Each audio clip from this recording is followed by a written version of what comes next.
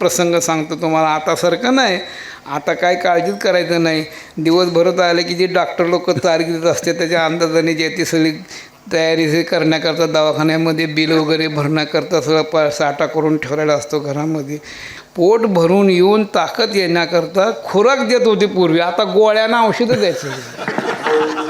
खुराक असायचा काजू बदाम, त्याच्यामध्ये चारोळे खारीक वगैरे घालून त्याला डिंकोडा म्हणायचा. आणि मग ते लोण्याच्या तुपामध्ये तळून ते साखर घालून त्याचे लाडू करायचे. एका कवीने असं म्हटलेलं आहे, बाळांदिनाचा थाट काय सांगावं म्हणते तुम्हाला. डिंकवडे सुंटवडे खारीक बदाम खोबरे, आईशे ऐकोनी मनासी वाटते, बाळांतीन होणे बरे.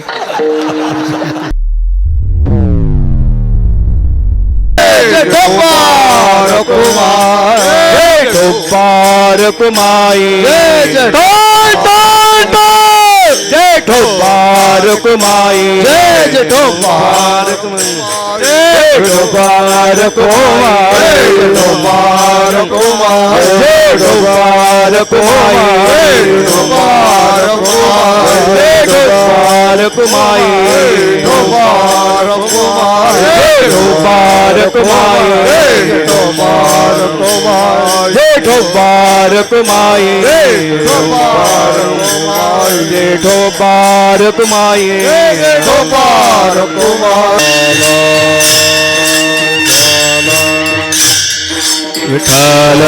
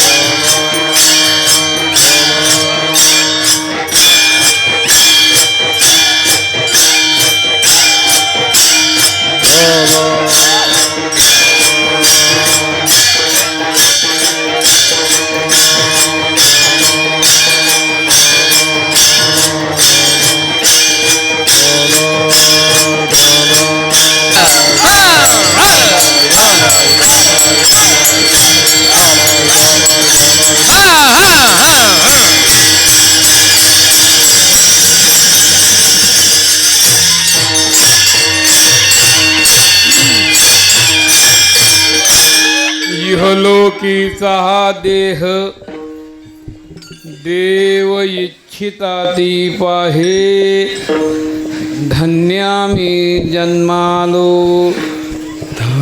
दास विठोबाचे झालो, आयुष्याच्या साधने सच्चिदानंद पदवी घेणे, धन्यामी जन्मालो दास विठोबाचे झालो, तुका म्हणे पावटणी घेऊ स्वर्गाची निशाणी, धन्यामी जन्मालो दास विठोबाचे झालो, विठ्ठल इहलोकीचा हा देह देव इच्छिता ती पाहे, धन्यामी जन्मालो दास विठोबाचे झालो. या ठिकाणी असा हा मोठा सोहळा, अवर्णनीय असणारा सोहळा, आनंद, एवढा मोठा अखंड हरिनाम सप्ताचं निवेदन कशा करता आहे. धन्य आम्ही जन्म. वा, अरे आम्ही असे तसे नाही. भगवंताचं दास्यत्व मिळण्याकरता खूप त्याला घासावी लागते. फुकट मिळते की हां बघा बरोबर. सगळे 4 पायाचे घोडे, ज्ञानोबरायचे घोडे कोणाच्या पाया पडतात बघू बरं. अरे ज्या परमात्म्याचं ज्याचं एवढं सर्वस्व वजन आहे, तयाची कुतरी परिभर, तयाची कुतरी परी भली, तयाची कुतरी परी भली. देशी धाक दयाच्या उत्तरी, देशी धाक दयाच्या देशो देशी धाक दयाच्या उत्तरी, देशी धाक दयाच्या दयाची कुतरी होता भली, तयाची कुतरी होता भली, तयाची कुतरी होता भली. तर तुझ्या दारीचा आम्ही कुत्रा म्हणायला काही सोपं आहे. तुकोबारायचे घोडे आहेत, ज्ञानोबारायचे घोडे चालतात, कार्तिकला नामदेवरायचे घोडे असतील, आणि त्र्यंबकेश्वरवरून येणारे जे सोपान देवाचे सगळे बघायला गेलं तर हे पशु एवढे पाया पडून पडून पडून त्यांच्या डोक्याचे केस निघून चालले, मुंडेवरती पदक लावायची पाळी आली चालली. कुणाच्या घोड्याच्या मस्तकाला रिंगणात घोडे फिरले की लोकांची ती घोड्याची पायदुळी घ्यायची घाई. कशामुळे? पूर्वजन्मी काहीतरी जे आहे ते सेवा केलेली आहे, आणि त्या सेवेमुळं जे आहे ते हे जे आहे ते अशी अवस्था प्राप्त झालेली आहे. त्यापैकीच आम्ही जे आहे ते या घराण्यामध्ये जन्म घेतला आणि त्या पद्धतीने जे आहे ते त्याची सेवा केली. असे असणारे साधू संतांचे घराणे जे काही होऊन गेले या कलियुगामध्ये, सर्वसाधारण वयोवृद्ध म्हणजे नरहरी महाराज, बोरोबा काका, सावता माळी, सेना महाराज, त्याच्यानंतर मग निवृत्तीनाथ, ज्ञानोबाराय, सोपानदेव, मुक्ताबाई, चोखामेळा, ही सगळी मंडळी, ही वडील मंडळी होती, पण त्याच काळात होती. हे त्यांच्या पुढं वयाने लहान असतील. ही सगळी मंडळी ज्यावेळेस ज्या ठिकाणी जन्माला आली त्यावेळेस त्यांचं ध्येय होतं की उद्धराया आले दीनजनांचा उद्धार करण्याकरता, त्यांना कर्तव्याचा संबंध नसताना ते केवळ जगतावरती उपकार करण्याकरता आले. आणि असे महात्मे जे आहे ते त्यांचं प्रत्येकाचं चरित्र जर का पाहिलं, निळोबारायपर्यंत, निवृत्तीनाथापासून निळोबारायपर्यंत जर का प्रत्येक संताचं चरित्र पाहिलं, खडतर जीवन त्यांच्या जीवनामध्ये जे आहे ते सगळं जे आहे ते जिकडं पाहावं तिकडं अतिशय खडतर असे प्रसंग असणारे. आणि अशा खडतर जीवनातून त्यांनी जे आहे ते आपलं जे आहे ते जगताचं कार्य करण्याकरता म्हणून जे आहे ते सहन केलं. महाराज तुका म्हणे तुची संत सोशी जगाचे आघात. अशा पद्धतीने हे संत महात्मे जे जन्माला आले ते भगवंताचेच अंश असणारे इथं जन्माला आले, आणि जन्माला येऊन जे आहे ते जगत कार्य जे ते त्यांनी केलेलं आहे. त्यांच्या जे आहे ते ठिकाणी असणारं जो काही समारंभ कार्य जे झालं त्यांच्या हातून, त्यांच्या पश्चात आजपर्यंत तुकोबाराय, ज्ञानोबाराय, नामदेवराय, नाथबाबा यांचं जे ते केलेलं कार्य अजून ओघाने चालूच आहे. त्यातल्या त्यात ज्या घराण्यात जे होऊन गेले ते घराणे जे आहे ते सामान्य नव्हतं. जसं नामदेवरायच्या अगोदर 4-5 पिढ्या जे आहे ते सत्पुरुष होऊन गेले, तसं तुकोबारायच्या अगोदर जे आहे ते विश्वंभर बाबा महान अधिकारी होते. महान अधिकारी म्हणजे जोपर्यंत त्यांना जे आहे ते अंगात ताकद होती, शक्ती होती, तोपर्यंत पंढरीची निष्ठेने वारी करायची. सांगतात 15 दिवसाची वारकरी होती म्हणतात, सांगतात बाबा चरित्रकार. काही 15 दिवसाची वारकरी, काही महिन्याची वारकरी, काही आषाढी कार्तिकीची वारकरी, काही आषाढी कार्तिकी मागी चैत्रीची वारकरी, महिन्याचे, वर्षाची काय वारकरी. या वर्षी येऊन गेला की पुढच्या वर्षीच यायचं त्यांनी. आणि काही आठवड्याची वारकरी पंढरीच्या परिसरामध्ये असणारी जी गावं आहेत ती बाजाराला आलं की त्याला देवाचं दर्शन करून मग बाजारात जातात. आणि काही रोजचे वारकरी दररोज या ठिकाणी जे आहे ते दररोज भगवंताच्या वारीला येणारे आहेत, पंढरीत नसणारे आणि लांबून पुन्हा जवळनं नाही. सुरवराची दाटी सुरवराची दाटी उभे जोडून हात सुरवराची दाटी सुरवराची दाटी उभे जोडून हात पासून गरुड पारापर्यंत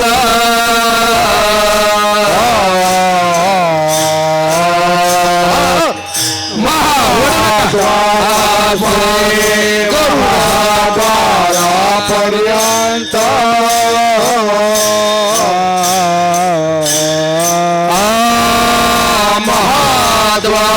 महाद्वारापासून गरुड पारापर्यंत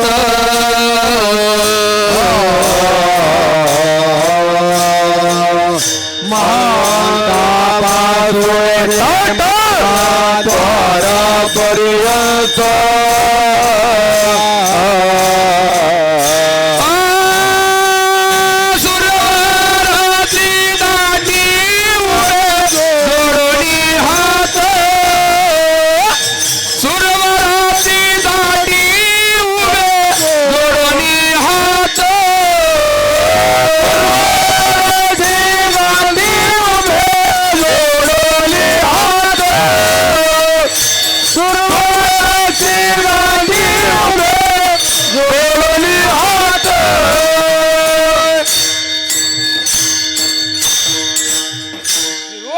करणारे स्वर्गातून येणारे शंकर महाराज कैलासातून येणारे शुकसनकाधिक नारद तुंबर भक्तांच्या कोटी सगळी येणारे रोज वारी करणारी.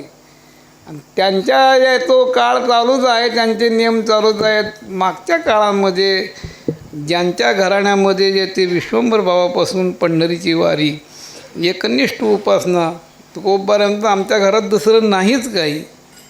पंढरीची वारी आहे माझे घरी आणिक न करी तीर्थव्रत व्रत एकादशी करेन उपवाशी गायीन हरनिशी मुखीना.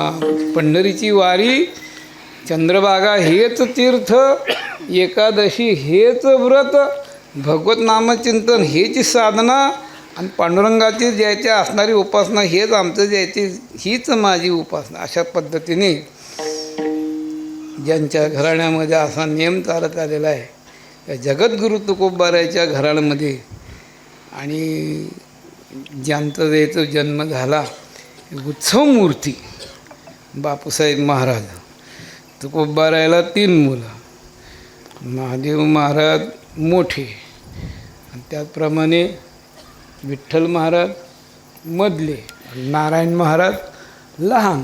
त्यापैकी विठ्ठल महाराजांच्या घराण्यातले नाही का महाराज हे चालत आलेला ओघ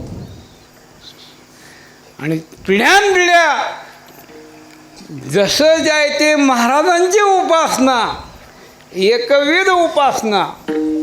जसं जेवढं महाराजांचं जे आहे ते असणारी जे आहे ते काही नियम धर्म काही जेवढी त्यांच्या असणारी उपासना निष्ठा त्यांच्याच पावलावर पाऊल देऊन आजही त्यांच्या संपूर्ण जे आहे ते तिन्ही वाड्यामध्ये पांडुरंगाची उपासना चालत आलेली आहे, पुढं चालणार आहे. आणि अशा याच्यामध्ये बापूसाहेब महाराजांना आता 65 वर्ष पूर्ण होत आहेत.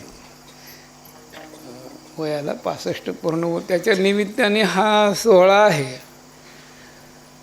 दुसरी गोष्ट अशी एवढ्यावर भागावं असं नाही. आता 65च्या उलटं करायचं, आणखी तेवढी वर्ष पाहिजेत. 65 उलटं 35. इकडचा जो आहे तो 6 तिकडं ढकलायचा आणि तिकडचा 5 इकडे घ्यायचा. अजून 35 वर्षी मिसळून पुन्हा काय करायची शताब्दी करायची. सगळ्याची होऊ नका अब्दा अब्दी, पण बापूसाहेबाची झाली पाहिजे शताब्दी. आमच्या अब्दा अब्दीच होणार आहे तोपर्यंत, आणि कुणाच्या असतील जे अब्दा अब्दीच होणार आहे. पण देवाच्या ठिकाणी जे आहे ते आपुल्या दासाचा संभ्रम सोहळा करणे हे गोपाळा ब्रीद तुमचे. आता 65 आहेत, पुन्हा 75वे आहे, पुन्हा 81 वर्ष झाली की पुन्हा सहस्रचंद्र. खरं जर का पाहिलं तर मी या गादीवर उभारलो, खरं सांगतो अंतःकरणापासून त्यांनाही नको आहे स्वकीर्ती कहाणी नाही का. पण काय करता, समर्थाच्या घरात जन्माला आल्यामुळे लोकांचे आग्रहास्तव जे आहे ते सगळ्या समाजाला बापूसाहेबाचा सोहळा करायचा, बापूसाहेबाचा सोहळा करायचा कशासाठी? वावा वाटे गुणा तुका म्हणे साठी जना, तुका म्हणे साठी जना, तुका म्हणे साठी गुणा. गुणा तुका म्हणे साठी गुणा, तुका म्हणे साठी गुणा, तुका म्हणे साठी गुणा. वाटे जना तुका म्हणे साठी गुणा, तुका म्हणे साठी गुणा.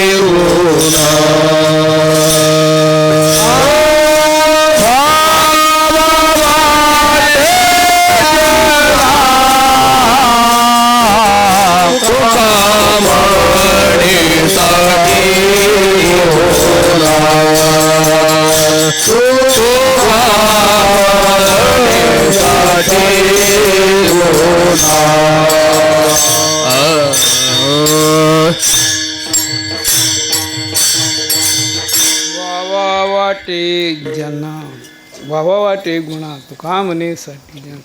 लोकांना कुणाचाही उत्कर्ष होत नसतो. तो पाहून घराण्यात चालत आलेलं आचरण सांभाळून घराण्याचं जे असणारं नाव जे आहे ते मोठं करणं. मुलामुलामध्ये फरक असतात. काही असे जन्माला येतात की झेंडाच लावतात, उपदाला काळ खुळा लाविला विटा, कुळा लाविला विटाळ. आता त्याचं जास्त वर्णन करत बसत नाही. अशी काही हिरो जन्माला येतात. आणि काही असे असतात की आपल्या घराण्यामध्ये जे काही चालत आलेलं आहे, पुढे गेले त्यांचा शोधित मार्ग, चला जाऊ माग घेत आम्ही. आपल्या वडिलांचा जो आहे तो असणारा धर्म सांभाळणं, आपला कुळाचार सांभाळणं, आपल्या घराण्याची शान सांभाळणं, हे जे आहे ते करण्याकरता म्हणून जे आहे ते काही अशी मुलं असे जीव जन्माला येतात की त्यांना पक्कं माहीत असतं की या ठिकाणी आमच्या वडिलांनी जे केलेलं आहे, देवाच्या ठिकाणी पर्याय दिलेला आहे. देवा हे माझी निराशी, ठाव तुझ्या पायापाशी. त्याच्या पुढं याचा धरेन अभिमान, याचा धरेन मान, याचा धरीना विमान, करीना फुले जतन, करीना फुले जतन, याचा धरीना अभिमान, याचा धरीना अभिमान, याचा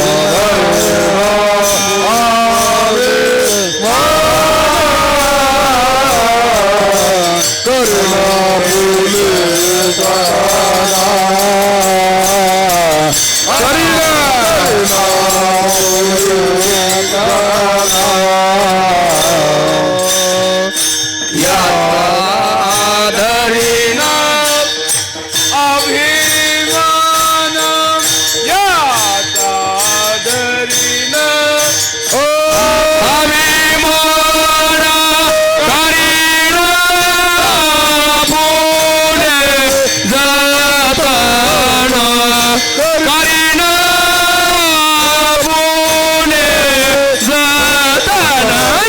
याचा धरीन अभिमान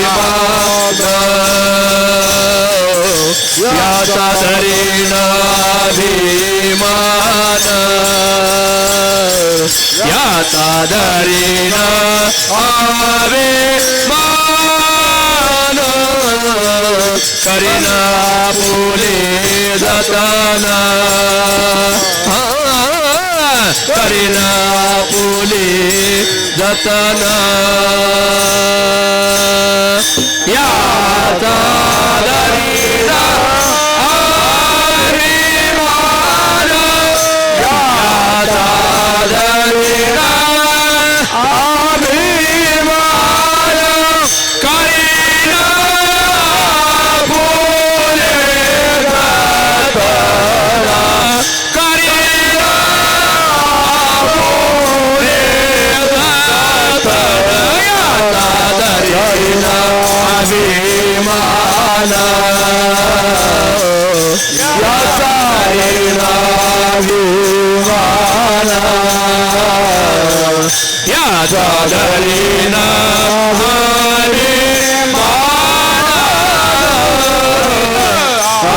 फुले जतना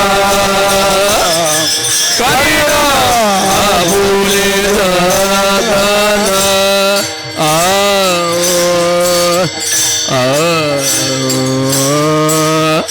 याचा धरीना अभिमान करीना आपुले जतन. तुकोबाराच्या वंशामध्ये जन्माला आल्यानंतर याचा धरीना अभिमान. कशाचा धरीन? पंढरीचं ही असणारी उपासना, पंढरीनाथाची असणारी उपासना, चंद्रभागेविषयी असणारी निष्ठा, एकादशी व्रताविषयी असणारी निष्ठा, याचा धरीना अभिमान आणि करीना आपुले जतन. असे हे देवचे असणारे वतनदार पंढरपुरामध्ये जे स्थायिक झाले. नानांचा इतिहास मला काय माहीत नाही. आम्ही आमच्या वडिलांनाही पाहिलं तर आम्ही काय पाहणार आहे. नाना म्हणजे जयराम महाराज. भागवत महाराजांमात्र आम्ही पाहिलं. एकनिष्ठता केवढी होती त्यांची. अशी काय व्यक्ती होती नाही भिडभार. तुका म्हणे जेव्हा पंढरपुरामध्ये असा प्रसंग आला की काही कारणास्तव दिंड्या बंद पडायची वेळ आली. एकादशीला हुकूम नाही की दिंडी काढायचा नाही. भागवत महाराजांनी काढली दिंडी. आणि तिथे ते काहीतरी चौकशीचे लोक, तेवढ्यामध्ये थाट दिशेला मारण्याची ताकद फक्त महाराजाचीच होती. झुंजार ते आम्ही त्यांचा काळ बघितला. अतिशय निष्ठा त्यांची, देवाविषयी श्रद्धा, एकनिष्ठता, घराण्याचा अभिमान आणि त्यांची उपासना तशीच होती. त्यांना जे असणारे जे ते काही भाऊ ज्ञानेश्वर महाराज आणि त्यांचे जे ते चिरंजीव मधुअण्णा. भागवत महाराज आणि ज्ञानेश्वर महाराज उत्सव मूर्तीचा आता पाहावं लागलेलं आहे. भागवत महाराजांना चिरंजीव बाबासाहेब, ज्ञानेश्वर महाराजांना चिरंजीव मधुअण्णा. मधुअण्णाला थोडेच दिवस पितृछायाने प्राप्त झालं, पुन्हा लवकरच ती गेले. आणि त्यांच्यानंतर मधुअण्णाची कारकीर्द आम्ही पाहिली.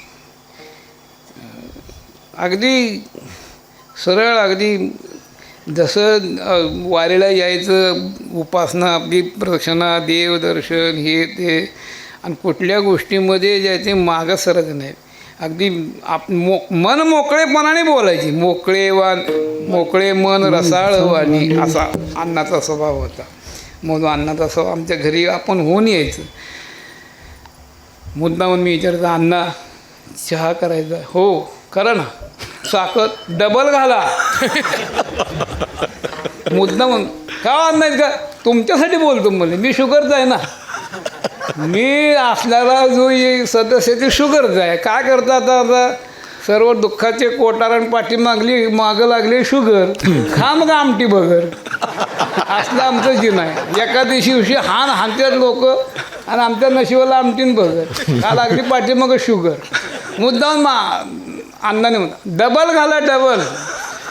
अशी निर्भीड बोलणारे, आपलेपणाने हक्क दाखवणारे, सगळ्या गोष्टीत आपलेपणाने जे आहे ते असणारे अण्णा त्यांची आज आठवण चांगलीच जाणवते. त्यांच्या इथे हे असणारे येथे उत्सव मूर्ती जन्माला आलेली आहे ते काही सामान्य नाही. नाथांच्या शब्दात जर का वर्णन करायचं झालं तर धन्य माय झाले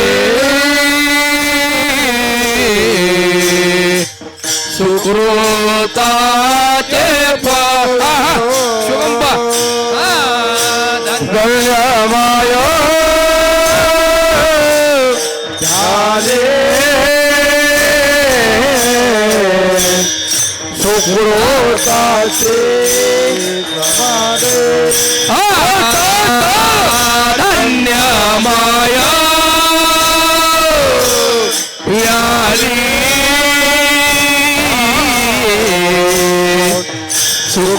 सुकृताचे फळ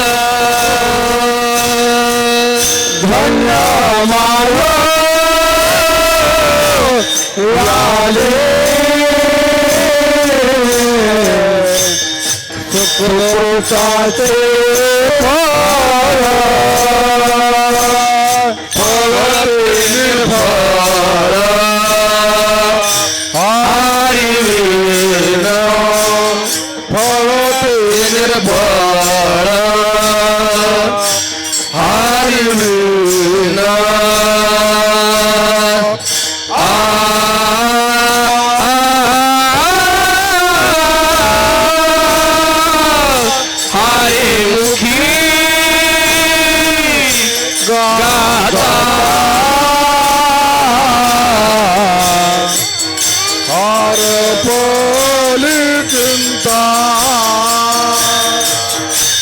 हरिमुखी गाता हर पली चिंता फळते फळ आहे फळते फळ आहे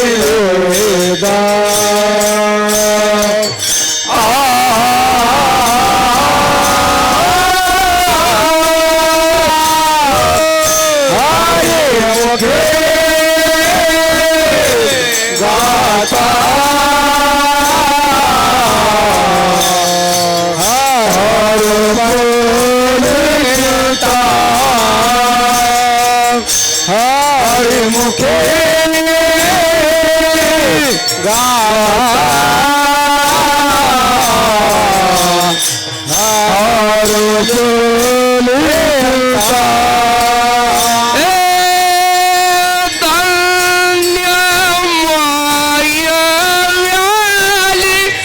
सुकृताचे फळ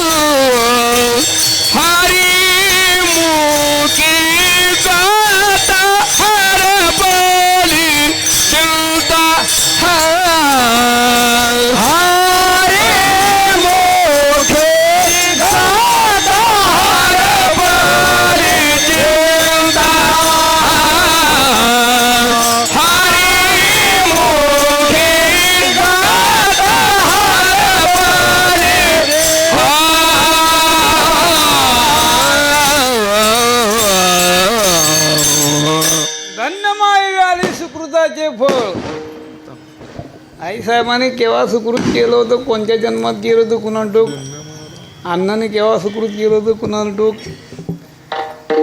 त्याची ही फलप्राप्ती त्यांच्या एक दोघं भाऊ, दोनच नाही महाराज, काही बहिणी. अण्णांची बहीण तिकडे दिली होत्या नांदेडच्या पलीकडे, मला तिकडे दर कीर्तनाला सांगितलं होतं महाराज. ती चोकाई म्हणून काही हेळगाव का काय, सुकळी. तुमच्या आत्याच तिथं होती ना. हां, सगळी तिथं मी गेलो होतो. असा त्यांचा परिवार, बहीण इकडं, मुलं मुली तिकडं परिवार. हे सगळ्या गोष्टी ज्या आहेत पूर्वापार जी काय घरामधली पांडुरंगाची उपासना, त्याची ही फलप्राप्ती असलेली, आणि त्याच्यामध्ये जे ते सेवा करणंच हे आमचा पिंड आहे. आणि अशा घराण्यामध्ये हा जो देह प्राप्त झालेला आहे, काय या देहाची किंमत. तुकोबाराय वर्णन करतात, इह लोकीचा हा देह देव इच्छिता ती पाहे.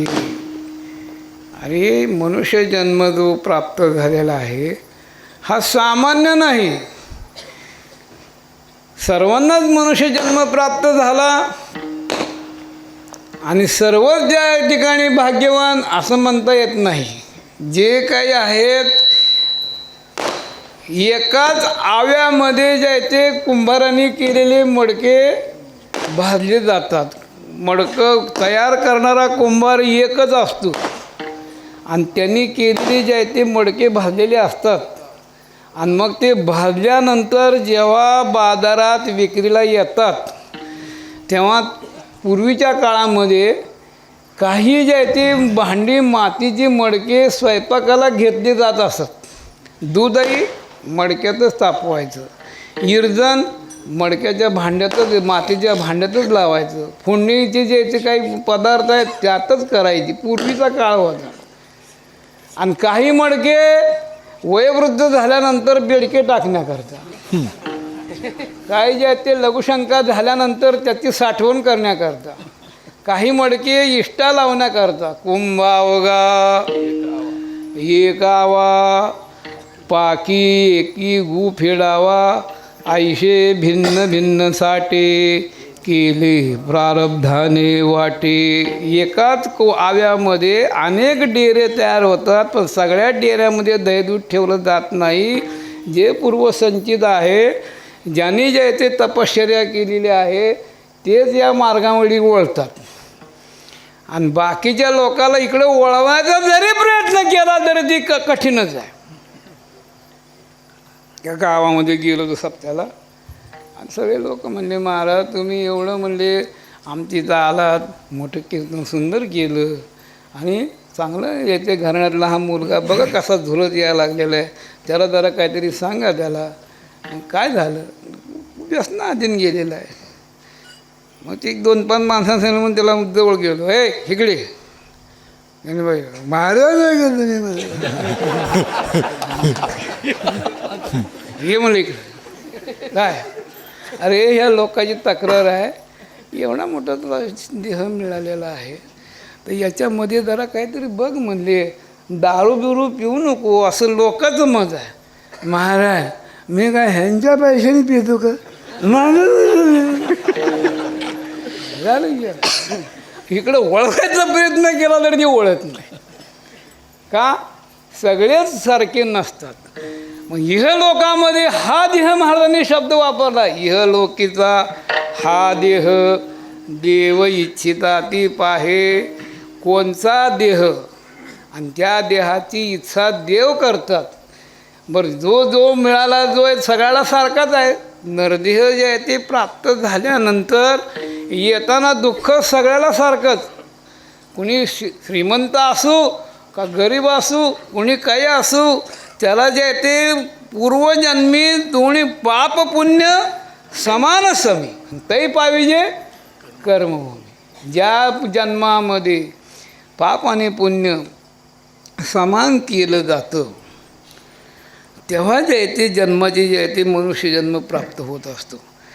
त्याच्यामध्ये काही पुन्हा फरक आहे. जास्त दूषित आचरणारे जन्माला येतात, जास्त पुण्य करणारे त्याचं कारण जे जास्त जर का पापाचा घडा असेल तर त्याला थोडं कमी पडलं म्हणून पुण्य घातलं जातं त्याच्याबरोबर होण्याकरता. मग पापाचं माप जास्त असतं आणि पुण्य कमी असतं. म्हणून असे लोक असतात की परमार्थाकडे वळणारी वृत्ती कमी असते. आणि एखादा इतकं पुण्यवान जन्माला येतो की त्याला धन्यत्व द्यायच्या पात्रतेचा असतो, त्याचं पुण्य भरपूर असतं. आणि त्या पुण्या भरपूर असल्यामुळे त्यांची जी वृत्ती असणारी जी आहे ते परमार्थाकडे असते. मग कुणी असो, पण जन्माला येताना उदरामध्ये 9 महिने वास्तव्य असतं आणि 9 महिन्याच्या वास्तव्यापासून त्याला दुःख पाठीमागं लागलेलं आहे. आणि देहाची इच्छा कोण करतात? देव करतात. काय या देहामध्ये सुख आहे का? मृत्युलोकी सुखाची कहाणी ऐकी जेल कवणाचे श्रवणी कैची सुखनिद्रा अंतळणी इंगळाची. मृत्यूलोकामध्ये गर्भात आल्यापासून दुःख. सुख आहे का त्यामध्ये? सांगा बरं. जेव्हा त्याची तिथं स्थापना होती 2-5 महिने गेले की मग त्या आईला डोळे होतात. म्हणजे आतमध्ये जसा गर्भ असेल तसे बाहेर डोळे होतात. सात्विक वृत्तीचा गर्भ असेल तर चांगले पदार्थ त्या आईला खावेसे वाटतात. बासुंदी खावेसे वाटते, गुलाबजामुन खावासा वाटतो. त्याचप्रमाणे जे ते काही श्रीखंड खावेसे वाटते, मलाई खावेसे वाटते, कलाकंद खावासा वाटतो. समजा कोणतरी महात्मा जन्माला येणार आहे, सात्विक पदार्थ याला खावेसे वाटतात. एखादा राजशी जर का असेल तर मग ती नुसतं गोड कसं. एखादी बाई जर का आतमध्ये गर्भाला राजशी असेल तर मग तिला नुसती बासुंदी कशी खायची. मग कांद्याचे भजे पाहिजेत. हां, गर्भवतीच बाई तर सांगतो, तुमचं नाही सांगत मी. कांद्याचे भजे पाहिजे, मग बटाटा वडा पाहिजे, मग उडीद वडा पाहिजे.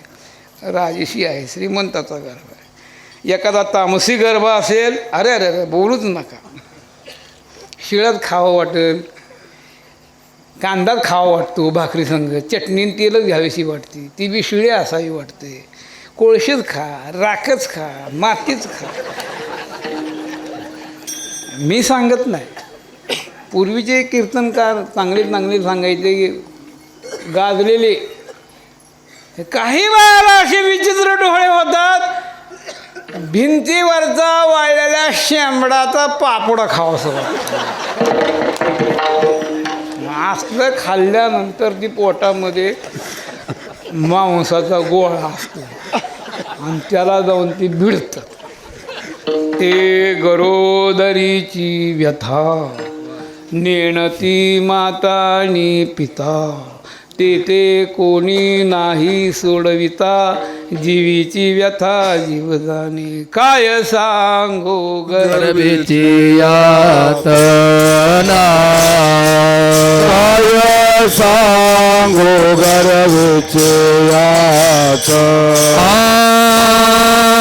काय सांगो गर्भीची यातना, काय सांगो गर्भीची यातना, माझा भोगिता नारायणा,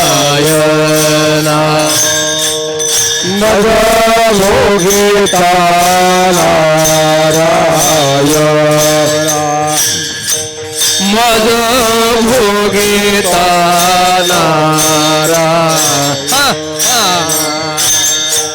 मज भोगिता नारायणा, मांस माळा मूत्र जाना, तुझा क्षणो क्षणा द्यातसी.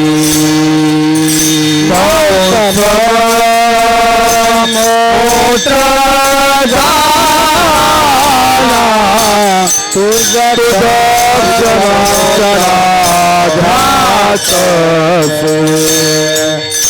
काय सांगू गर्भीची यातना, काय सांगू गर्भीची यातना, काय सांगू गर्भीची यातना, काय सांगू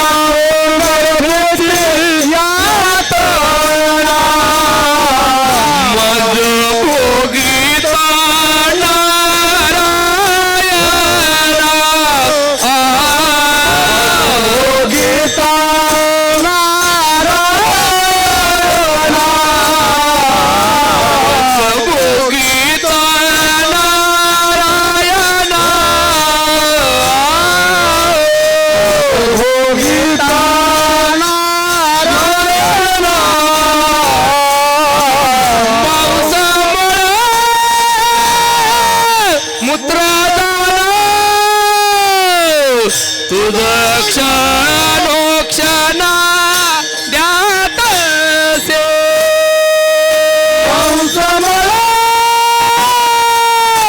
मूत्र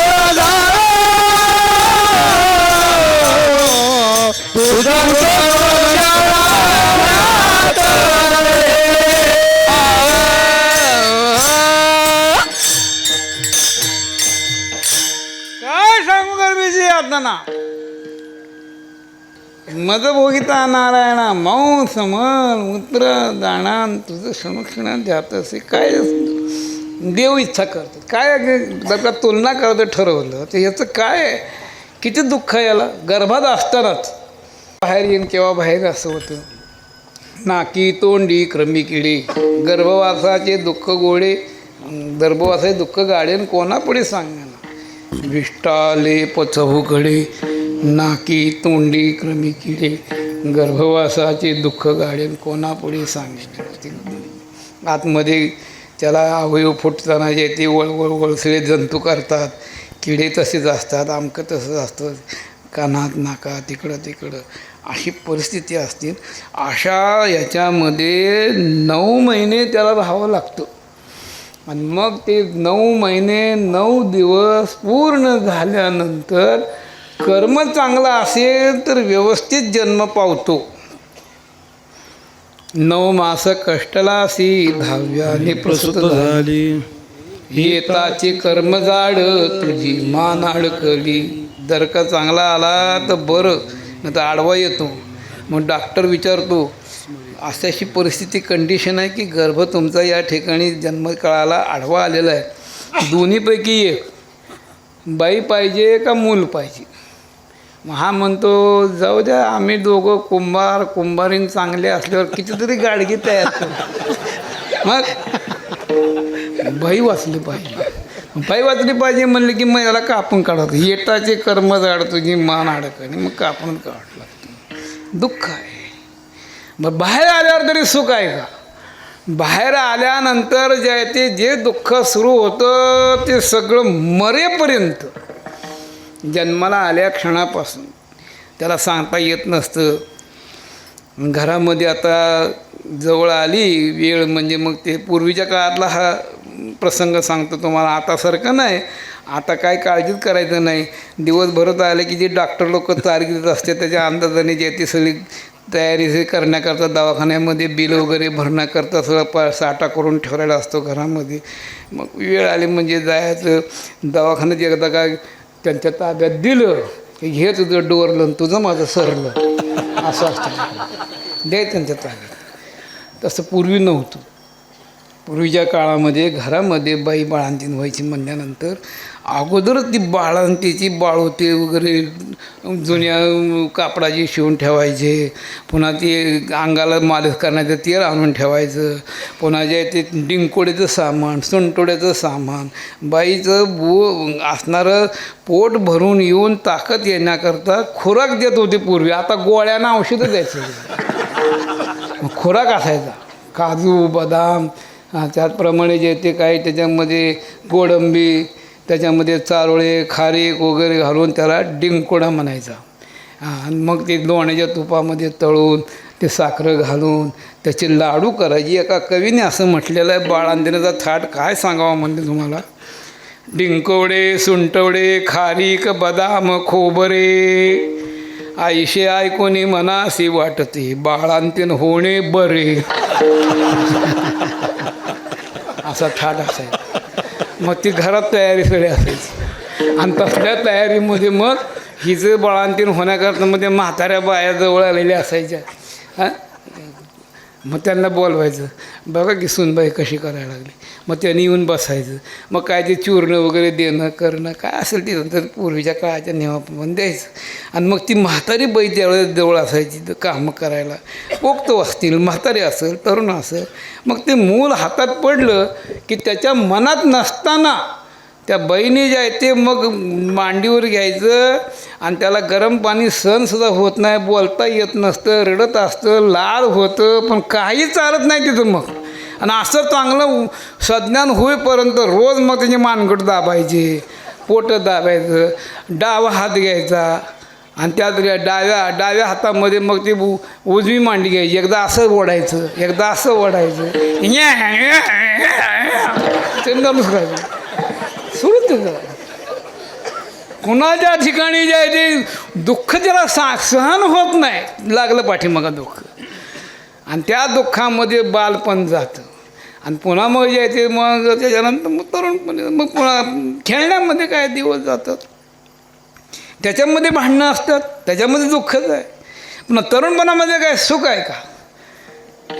तरुणपणामध्ये दुःख आहे. आणि अशा खेळण्यात बाळपण गेलं, तरुणपण गेलं, वय झाल्यानंतर काही सुख आहे का या नरदेहामध्ये? वय झाल्यानंतरही दुःख आहे. अशा तिन्ही अवस्थेमध्ये दुःख भोगून सगळ्या जन्माच्या जन्म त्याच्यामध्ये घालत असतात. आणि ह्या देहाची इच्छा कोण करतं? देव करतं. आणि त्यांचं जर का वर्णन बघितलं तर आता काय सांगावं, जेता अमरत्व हे सिंहासन ऐरावता सारिके वाहन राजधानी भुवन अमरावती. त्यांचं कोणीकडं ना आपलं कोणीकडं, सगळं दुःखच. मनुष्य जन्म जरी प्राप्त झाला तरी मृत्यू लोकात जन्म असल्यामुळे सगळं दुःख दुःख दुःख दुःख भोगावं लागतं. आणि यांना स्वर्ग यांनी प्राप्त करून घेतला. काय फुकट येतो का स्वर्गात? शतमक संपत्ती स्वर्गाची आहे. जसं आपल्याला दुर्मिळ असणारा नरदेह प्राप्त झाला, सहजासहजी नाही, फार दिवसाने मिळणारा मिळाला. बहुता दिवसा फेरा आया नगरा, बहुता दिवसा फेरा आया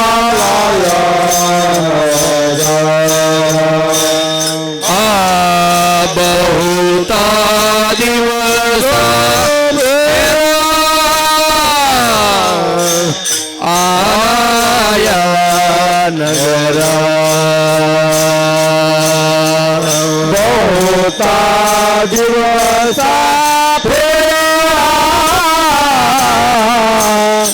आया नगरा.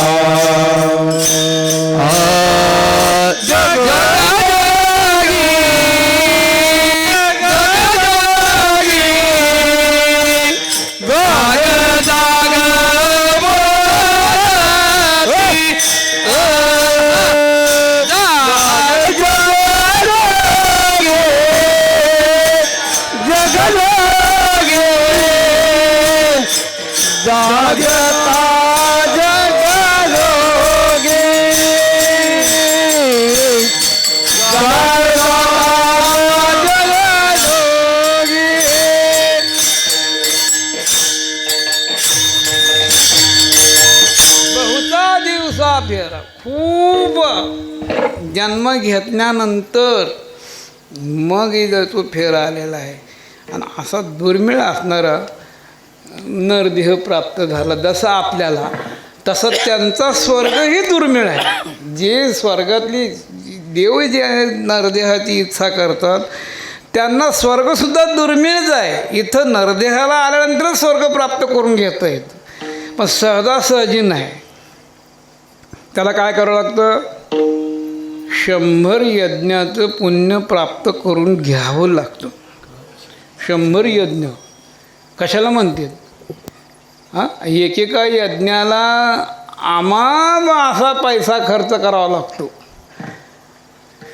म्हणतात मग काय पैसा कमी, आम्हाला कमी आहे का पैसा?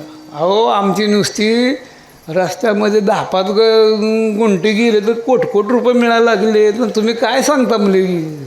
ज्याचे एकराने गेले त्याला करोड रुपये मिळाले, मग 100 यज्ञाला पैसा कमी? अरे नुसत्या पैशावर यज्ञ होत नसतो. नुसता पैसा झाला म्हणजे झाला का यज्ञ?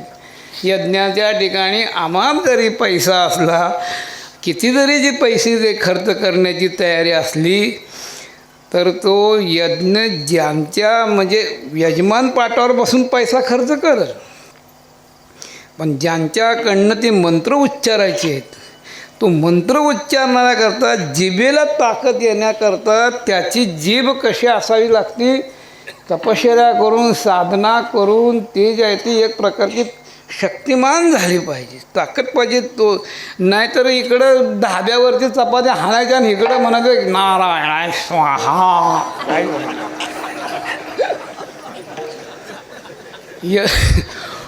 यज्ञ करणाऱ्यांना जे काही मंत्र म्हणायचे तो सुद्धा शुद्ध आचरणाने पाहिजे, मंत्र शुद्ध म्हणता आले पाहिजे, त्याचं जीवनातलं सगळं शुद्धता पाहिजे, शुचिरभूतता पाहिजे. आणि ती शुचिरभूतता शुद्ध म्हणणं त्या मंत्रात जर का थोडा फरक पडला तर मंत्र चळे थोडा तरी धडची होय वेळा. मंत्र चळे पिशे लागते सत्वर अबद्धते फार तरले नामी. यज्ञ करायचं सोपं नाही. पैसा जरी असला आणि त्या पैशामध्ये जे आहे ते तुम्हाला काही करता येईल असं जर तुमचा भ्रम असेल तर तो बाजूला ठेवा. यजमानपद स्वीकारल्यानंतर पुरोहितपणा करणारा असतो त्याची तशी ताकद असावी लागते, तसं त्याचं आचरण असावं लागतं. तंतोतंत ते जुळलं पाहिजे. आणि ते जुळल्यानंतर मग असे 99 यज्ञ झाले बळीराजाचे. 100व्या यज्ञाला भगवंतांनी त्याला जे पुन्हा विघ्न निर्माण केलं. आता पहावे पुराणे विचारून सांगत बसत नाही, आपल्याला वामन जन्म करायचं नाहीच. अशा पद्धतीने यज्ञ करणं अवघड, त्यावेळेच्या अवघड. आता अवघड आहे. घरातला जर का 2 दिवस पाहुणा राहिला तर माणसाला वाटतं कधी जाईल. आणि यज्ञात तर रोज हजारो लोकांचं अन्नदान करावं लागतं. एवढं सोपं नाही ते. माणसं 4 दिवस जर का घरात राहिले तर माणसाला वाटतं लवकर बाजूला गेला पाहिजे, त्याला कंटाळा येतो. बरं, अशा पद्धतीने जर का असेल तर यज्ञ करताना अन्नदान केलं पाहिजे, भरपूर मंत्र म्हणणारा चांगला पाहिजे, ते ताकद पाहिजे, हे सगळ्या गोष्टी घडल्या पाहिजे. 100 यज्ञ करायचे आहेत. मग 100 यज्ञ केल्यानंतर मग स्वर्गसुखाची प्राप्ती. आणि मग स्वर्गात गेल्यानंतर अरे बापरे, तिथलं काय वर्णन करावं. अमृतासारखं पेय. ज्या स्वर्गामध्ये कल्पतरूची छाया आहे. कल्पतरू कशाला म्हणतात? तुम्ही आंब्याची बगीचे पाहिले असतील, द्राक्षाची बगीचे पाहिले असतील, त्याचप्रमाणे अंजीर, मोसंबी, संत्रा, सीताफळ, चिक्कू ह्या झाडाचे बगीचे पाहिले असतील. पण कल्पतरू कधी झाड तरी बघितलं का? बगीचा लांबच राहिला. झाड सामान्य आहे कधी. त्या झाडाचं महत्त्व असं आहे की ते आहे झाड स्वर्गामध्ये. आणि ते स्वर्गामध्ये झाडं असल्यानंतर त्याच्या खाली बसल्यानंतर कल्पतरू खालीन फळे येती मागून. कल्पतरू तळवटी जो कोणी बैसला काय वानू त्याला सांगा. कल्पतरूच्या ठिकाणी सामान्य महत्त्व नाही, विशिष्टत्वाने ज्याची झाड आहे त्याच्या ठिकाणी जे कल्पना करावी ते प्राप्त होणार आहे. आणि अशा कल्पतरूच्या झाडाखाली बसायचं आहे. हे सुख 100 यज्ञ केल्यानंतर. अमृतासारखं पेय प्यायला मिळतं 100 यज्ञ केल्यानंतर. ऐरावतासारखं वाहन त्याच्यावरती बसायला मिळतं 100 यज्ञ केल्यानंतर. चिंतामणीसारखे असणारे जे आहे ते वस्तू, कामधेनूसारखे ज्या गाईचं दुभतं, कामधेनू सामान्य समजतं का? हे तुमच्या ह्याच्यासारखे नाही. आता गाई पुष्कळशी दूध देत असतील पण कामधेनूची बरोबरी होत नसते. बरं, गौराळ गाय आहे, पुन्हा आणखी देशी गाय आहे, पुन्हा आणखी कोणती ती आता नवीन जर्शी निघाली. ते काही ती त्याची उत्पत्तीच निराळ्या पद्धतीने असणारे दुधाचं उत्पादकाच्या दृष्टिकोनातनं ती गाय आहे. आणि ती म्हणली जास्त दूध देते म्हणली. देशी गायपेक्षाही गौराळ गाय जास्त येते, गौराळापेक्षा जर्शी असं म्हणतात. आणि ते किती 50-50, 60-60 लिटर दूध देते. आता जर्शीचं दूध आणि कामधेनू दूध बरोबरी होत असते. जर्शीचं दूध म्हणजे खळगट खांडी आणि पेरे भांडिया. हे जर्शीचं दूध, त्याला काय साय नाही, काय नाही, काही त्याचं ते काढलं नंतर लोणी तर कसं ते लागतं, ते वासही तसं देतो. जर्शी किती केलं तरी. आणि कामधेनू बापरे, ती कामधेनूचं दूध हे कुणालाही मिळत नसतं. 100 यज्ञच करावं लागते. आणि ती कामधेनू अशी आहे की नुसतं दूध देतं असे नाही, जी जी इच्छा करावी ती प्राप्त करून देणारी आहे ती. कामधेनू कल्पतरू चिंतामणी आवडीची धनी पुरविती. सगळ्या त्या कामधेनू जर का तुम्ही म्हणलं आत्ताच्या आत्ता की बाई उद्या आम्हाला अख्खा माळशिरस तालुका एक ना एक घरात उंबऱ्याला आमंत्रण दिलेलं आहे, सगळेच झाडून जेवायला यायचे तर सगळ्याला रबडी तयार करायची. रबडी म्हणजे कळलं का? बासुंदी. आणि आम्हाला दूध पाहिजे, ती एकटीच देऊ शकते. नुसतं दूध नाही, त्याला लागणारं सगळं साहित्य जेवढं काय नेजवण्याला पाहिजे ते सगळं ताटच देऊ शकते. सहस्रा अर्जुन आला तर त्याला जे भोजन दिलं होतं ते नुसतं काही एक नाही, सगळं पूर्णच दिलं.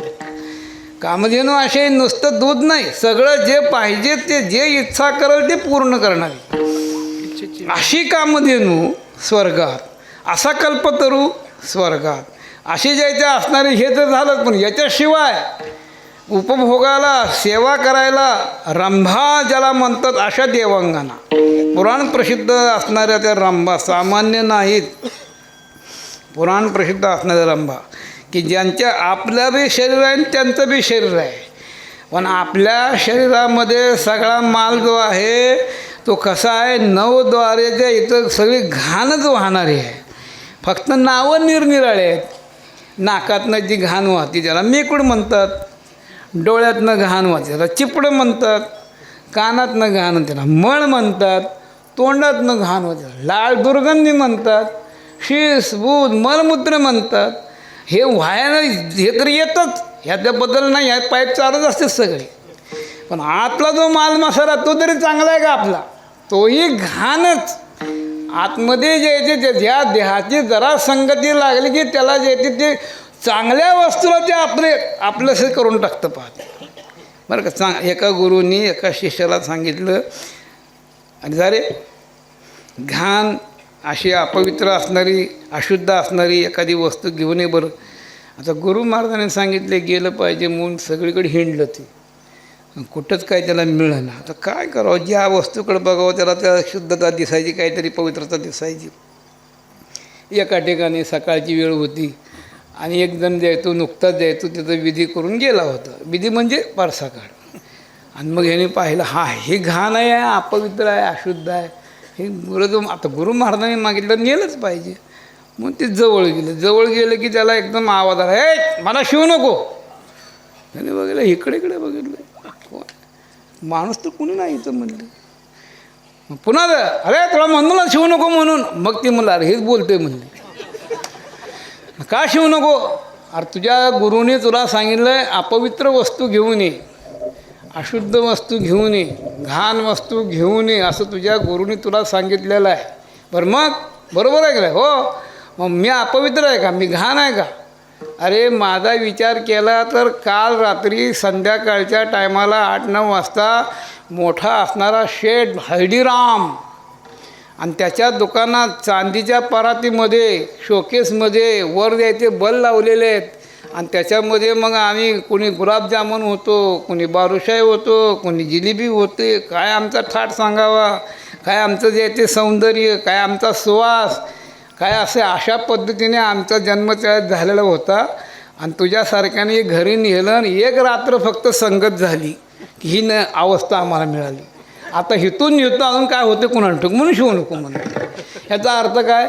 शरीर आतमध्ये घाण आहे आणि आतमध्ये घाण असणारं शरीर तसं रंबीच नव्हतं.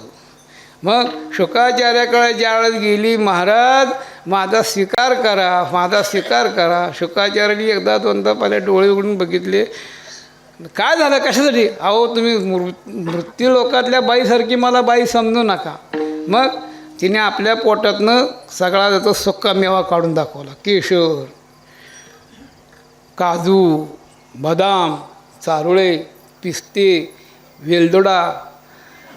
पाहिले काय आमच्यात माल मसाला भरलेला आहे. आम्हाला काय सामान्य समजतं का? आम्ही स्वर्गातले आहोत. आणि म्हणून मी तुमच्याकडे आले. शुकाचार्य म्हणली, हे जर का मला आधी माहीत असतं तर त्या आईच्या पोटात 12 वर्ष राहिलो, इथं राहिलो असतं म्हणले, आयता सुका मेवा खायला मिळत होता म्हणले. असं हे असणारं वैभव स्वर्गातलं. ज्या रंभेचं वर्णन करत असताना पुन्हा ती त्याच्याबरोबरच्या त्याच्या पुढचीच तुळीची उर्वशा ही तर नारायणाच्या उरूपासून निर्माण झालेली अत्यंत सौंदर्यवान होती. तरी पाहावे पुराणी विचारून अशी उर्वशा, अशी रंभा, असं ऐरावती, असं कल्पतरू, असा असणारं जे ते चिंतामणी, अशा असणारे कल्पतरू, ही सगळी मजा त्या स्वर्गातली सोडून नाश्त्या कुचक्या देहाकडे ते काय पाहतात, त्यांना दिसलं काय यात, कशा करता ते इच्छा करत होती. तर त्यांना हे कळून चुकलं होतं, अरे बाबा हे जे भोग आहेत हे भाड्याचं घर आणि खाली कर. एकदा 100 यज्ञाची पुण्याई संपली ते तम भुक्त्वा स्वर्गलोकम विशानम क्षीणे पुण्य मर्तलोकम विशंती एवं त्रैधर्म मनःप्रपन्ना गतागतम कामकामा मगतया पुण्याची पावटी सरे सवेची इंद्रपणाची उटी उतरे आणि येऊ लागती माघारे मृत्यू लोका. त्यांना हे कळून चुकलेलं आहे की हे सगळे भोग जे आहे ते जोपर्यंत आपलं शिल्लक आहे यज्ञचं पुण्य तोपर्यंत ते संपलं की मग आपल्याला अधोगतीलाच जायचं. अधोगती म्हणजे खालचा मार्ग म्हणजे पाताळाच्याही पलीकडे असणारा नरक अवस्था. तुका म्हणे जाती पुण्यक्षय अधोगती, पुन्हा जन्म मरणाच्या दुःखामध्ये सापडायचं आहे. आणि हे मृत्यूलोकातले असणारे मनुष्य जन्म ज्यांना प्राप्त झालेला आहे यांच्या ठिकाणी जे आहे ते पुन्हा जन्माला यायचं नाही असं जर का यांनी ठरवलं तर ते यांना साध्य करता येतच. त्यांनी एकी केली हातोबळी. त्यांनी काही जणांनी मृत्यूलोकात मनुष्यजन्म प्राप्त झाल्यानंतर त्यांनी जे आहे ते ह्या जन्ममरणाचा जो तो त्याग केलेला आहे आणि परमसुखाची प्राप्ती करून घेतली आणि त्याच्यामध्ये जे ती सच्चिदानंद अवस्थेमध्ये जी गेलेली आहे ती अवस्था आपल्याला प्राप्त व्हावी. हे लौकिक जरी घाण असलं तरी याचा जर का विचार केला आणि उपयोग केला तर शरीर उत्तम चांगले शरीर सुखाची शरीरे साध्य होय केले आणि शरीरे साधिले परब्रह्म असा या शरीराचा अधिकार आहे. म्हणून इहलोकीचा देह इहलोकीचा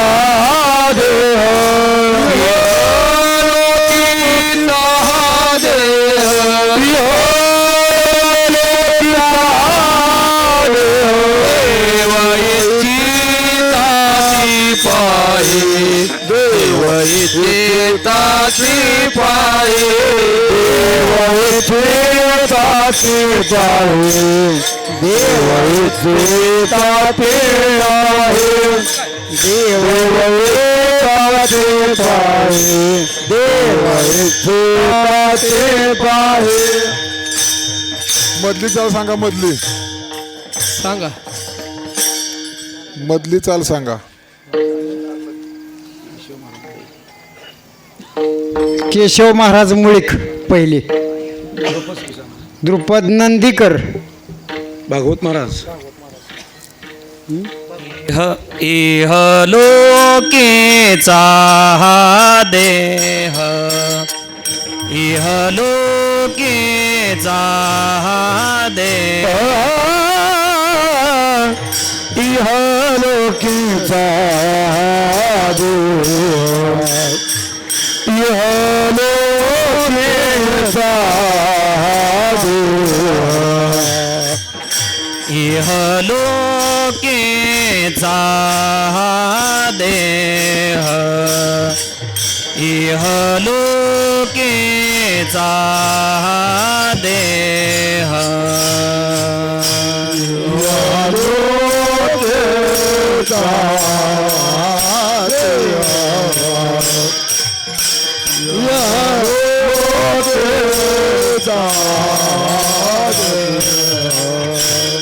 देव इच्छिता ते पाहे देव इच्छिता ते पाहे धन्य आम्ही जन्मा आलो धन्य आम्ही जन्मा आलो.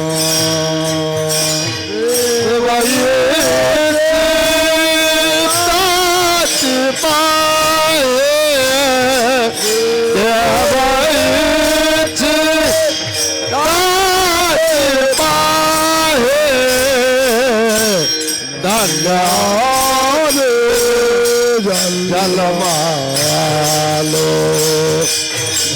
धन्याने जन्मा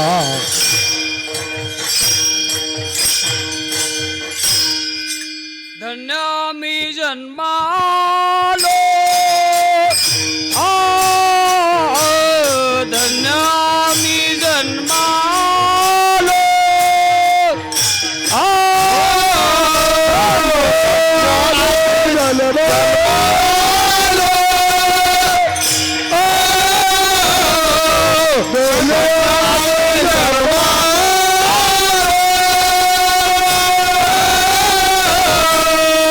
धन्य मी जन्मालो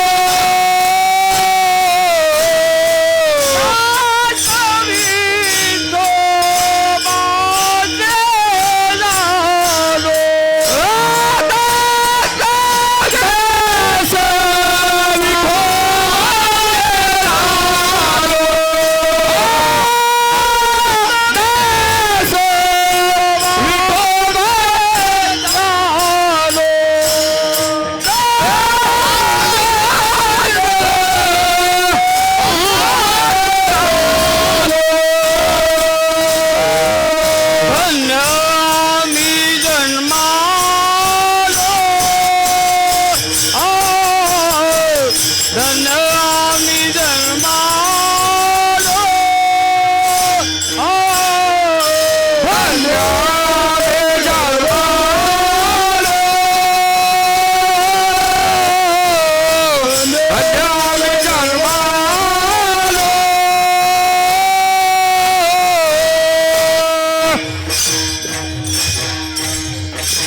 अकोले अकोले अकोले या या या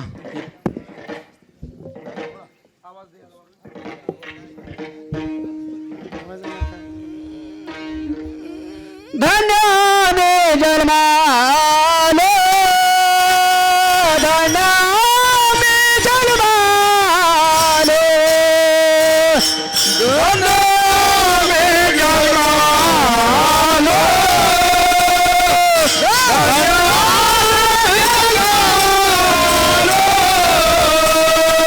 धन्याने जन्मालो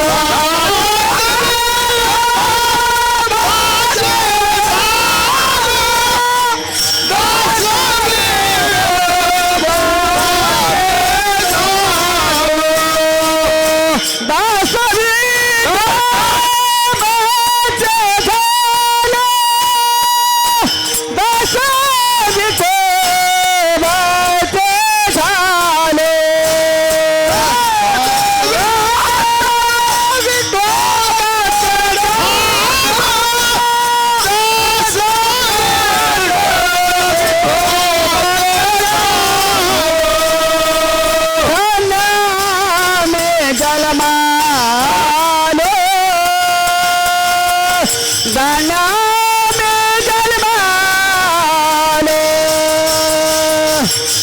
धन्याने जन्मालो धन्याने जन्मालो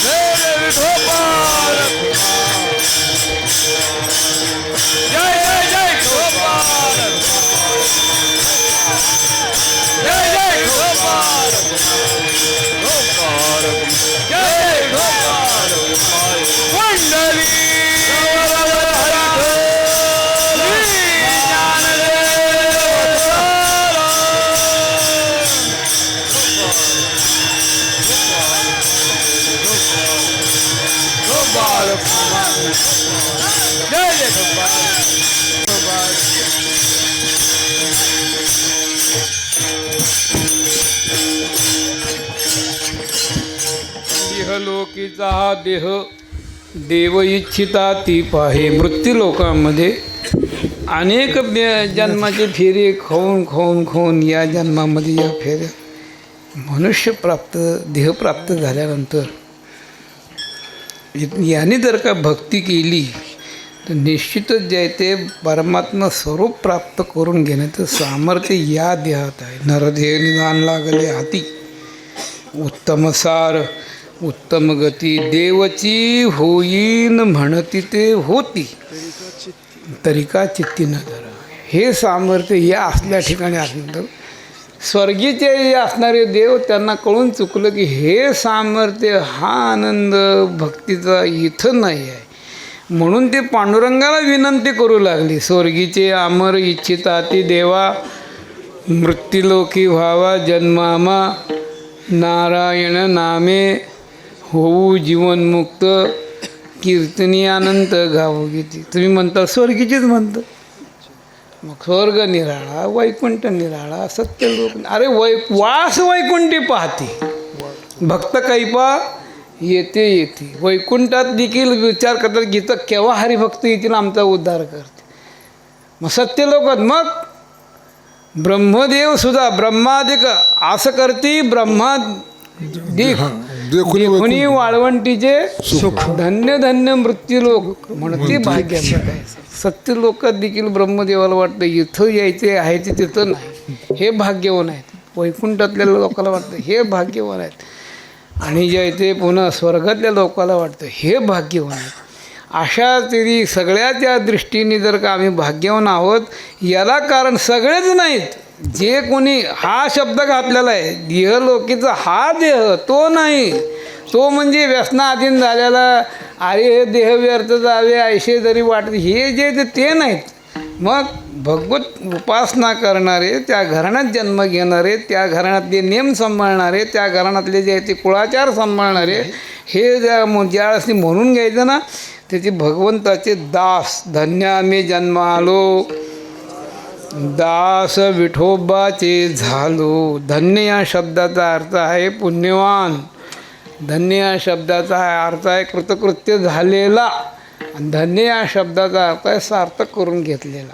जे पुण्यवान आहेत कृतकृत्य झालेले आहेत आणि ते जे आहे ते धन्यत्वाला जे आहे ते म्हणून गेला पात्रतेत आहेत त्याला कारण आम्ही भगवंताचे दास झालेले आहोत. आम्ही दैवाचे दास पंढरी रायाचे. आम्ही पांडुरंगाचं दास्यत्व पत्करलेलं आहे.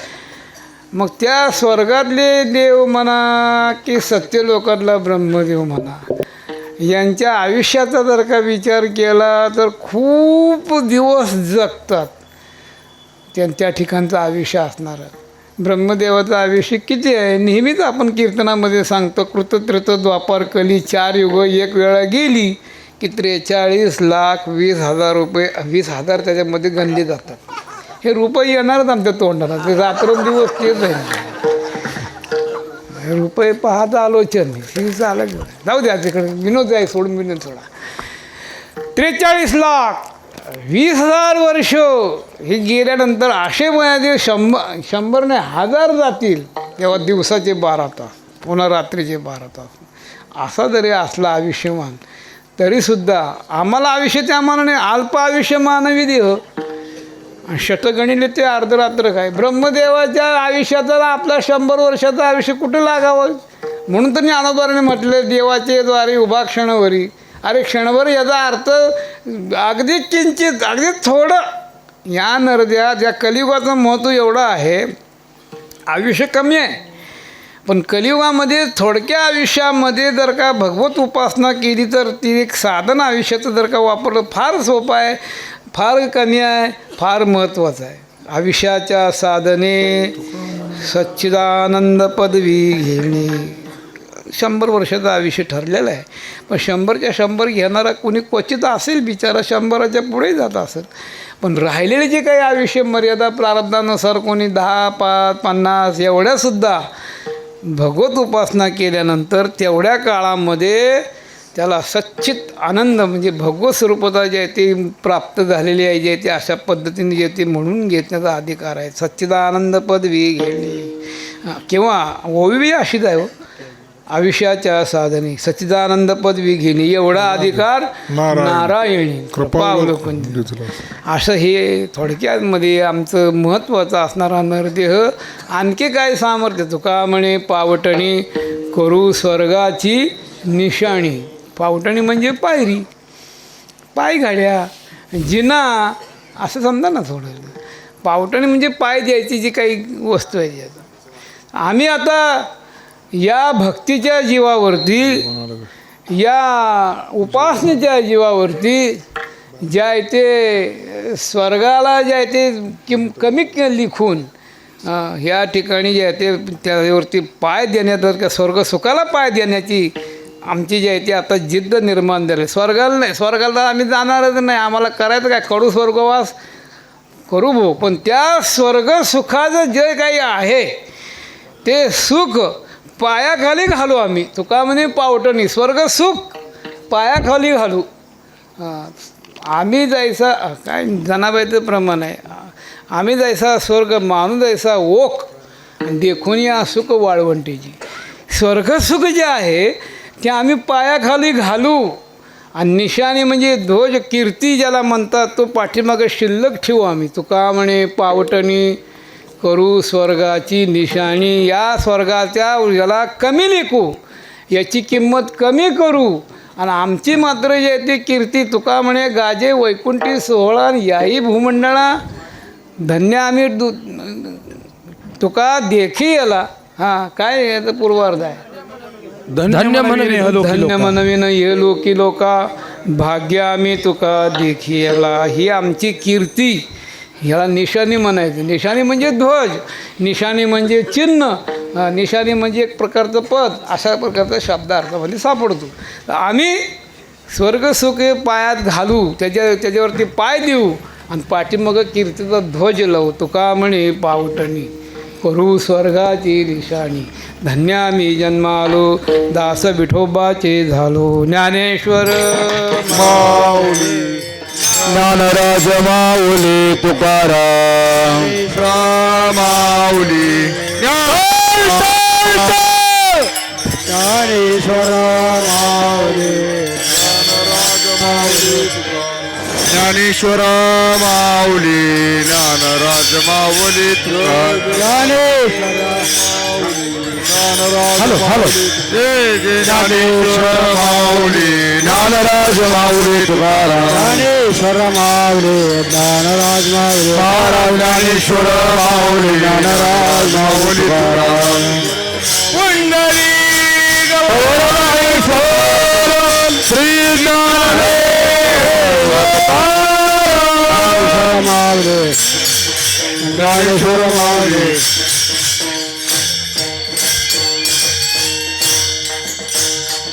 नामदेव जनाबाई नामदेव जनाबाई नामदेव जनाबाई नामदेव जनाबाई नामदेव जनाबाई नामदेव जनाबाई. हा वडू नका शुभम महाराज. हा हा हा नामदेव जनाबाई. हा हा हा नामदेव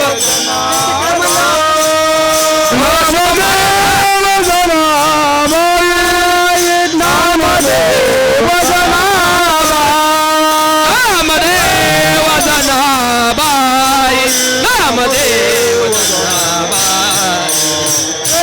जनाबाई नाम बोला नामदेव जनाबाई नाम ज्ञानदेव